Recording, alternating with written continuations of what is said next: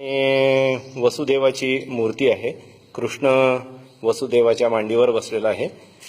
या पितळी भांड्याला खालच्या बाजूने एक भोक आहे पूर्णपणे.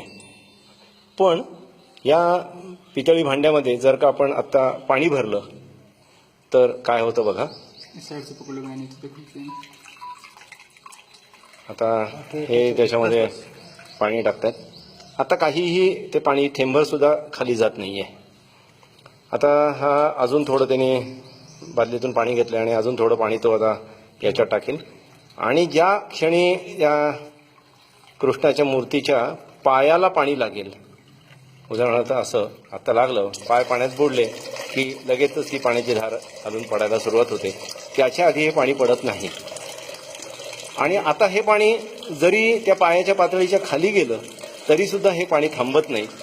आता पूर्ण भांड रिकामं होईल तोपर्यंत हे सगळं पाणी आहे तसंच पडत राहील.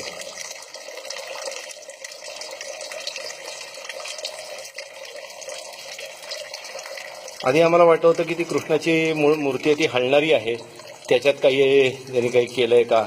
पण ती कृष्णाची मूर्ती पूर्णपणे त्या वसुदेवाच्या मूर्तीपासून वेगळी होते. हे असं होतं.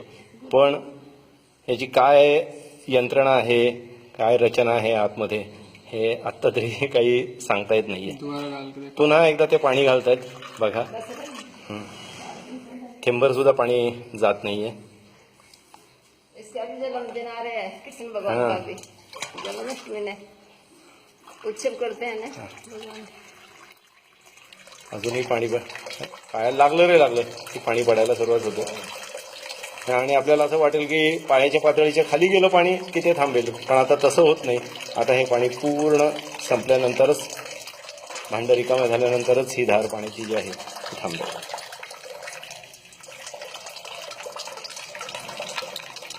हे रामगडमध्ये आम्ही खेमका कुटुंबाने बांधलेलं हे एक शनी मंदिर आहे.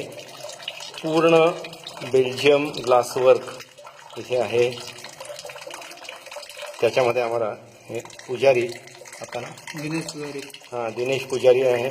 उन्होंने ये सब हमें बताया है.